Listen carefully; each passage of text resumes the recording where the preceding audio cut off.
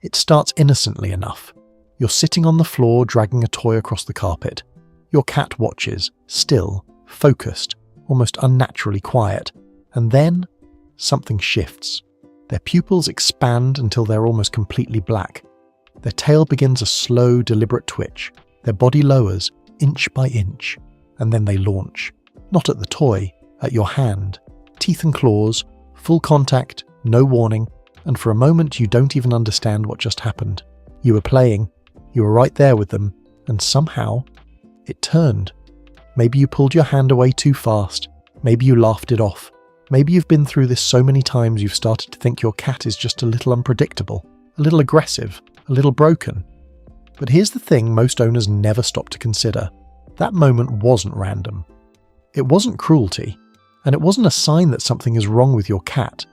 It was something far more ancient than that, far more precise. And once you understand what's actually happening inside your cat during play, you'll never look at those moments the same way again. Most people believe that when a cat attacks during play, it's because they got too excited. Like a child who doesn't know when to stop, a burst of energy with no control behind it. Some owners assume it's dominance, that the cat is testing boundaries, asserting itself, trying to win. Others think their cat is simply aggressive by nature, that they were not socialized properly, that something in their past made them this way. And so the behavior gets labeled, dismissed, occasionally punished. But every one of those explanations misses the point entirely. Because cats are not playing the way humans play. They never were. One. The predator that never left. When your cat crouches low and watches your moving hand, they are not thinking about fun. They are not even fully aware of you as their person in that moment. What is happening inside their brain is something far older than your relationship with them. Cats are ambush predators. Every instinct they carry, the stillness, the fixed gaze, the low body position, was designed over millions of years for a single purpose: to hunt, to catch, to survive. When you move a toy across the floor, you're not showing your cat a toy. You're triggering a hardwired behavioral sequence that researchers call the predatory motor pattern.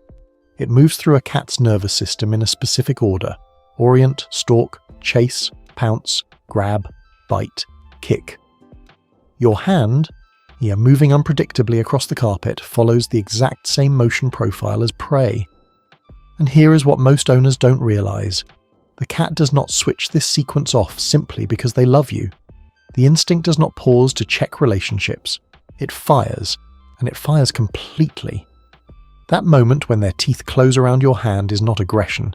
It is the end of a biological sequence that your cat's nervous system was designed to complete. 2. The signal, hidden in overstimulation. Have you ever noticed that the attack often comes not when play begins, but after several minutes have passed? There's a reason for that. Behavioral researchers studying feline arousal thresholds have observed that cats have a relatively narrow window between engaged play and what's called overstimulation.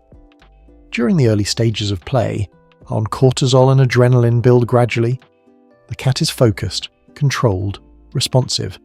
But if the stimulation continues past a certain point, if the prey never quite gets caught, if the sequence never fully completes, something shifts neurologically. The cat moves from play mode into what is sometimes described as a reactive state. Impulse control drops, the threshold for biting lowers, and the nearest moving thing becomes the target. This is the part that changes everything. Your cat isn't snapping at you because they're done with you.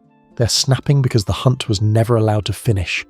The sequence was interrupted again and again by a toy that kept escaping. The tension built with nowhere to go, and your hand, close, warm, moving, became the release.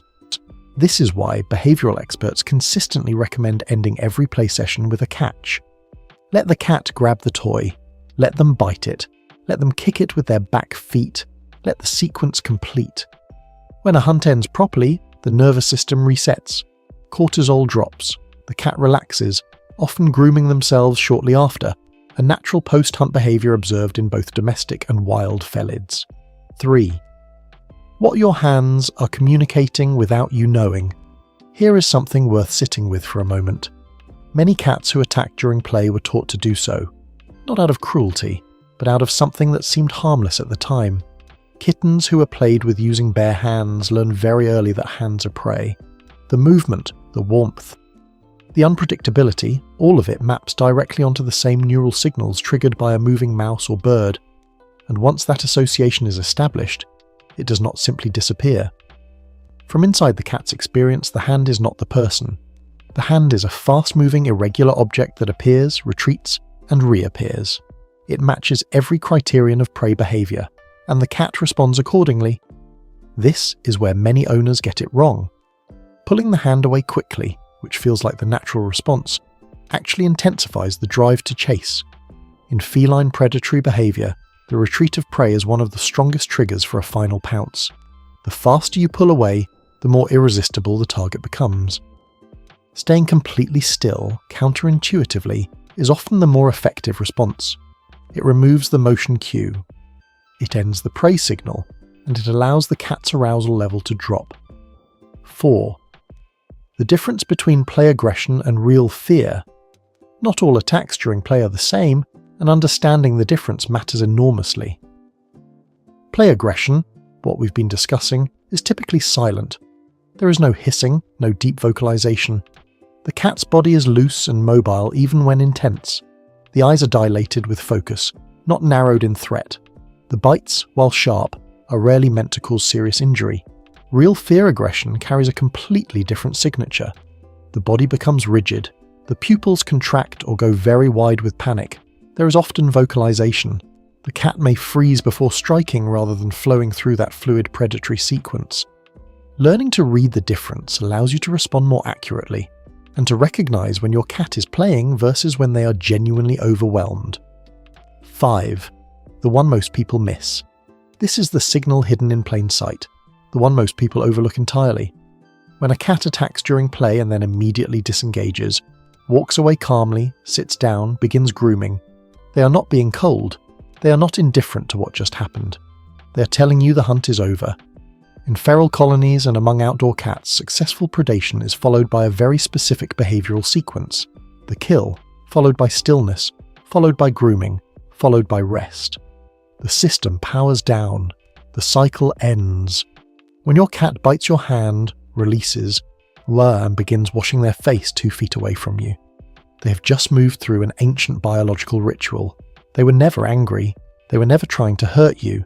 They were simply following an internal rhythm that runs far deeper than any emotion we might project onto them. And in that strange, quiet moment, you sitting there slightly startled, your cat grooming their paw as if nothing happened, something real passed between you. Not hostility, not dominance, something older than that. A shared moment in a cycle that predates both of you. Your cat does not attack during play because they are broken or bad or unloving. They do it because inside every domestic cat, no matter how soft their life, no matter how full their bowl, there is a hunter who has never fully forgotten what it means to need. The play is not separate from the love. It is part of it. It is how they stay sharp, how they stay whole, how they feel fully alive in a world that has otherwise become very small and very safe. When you play with your cat, really play, with patience and intention, you're not just entertaining them, you are completing something.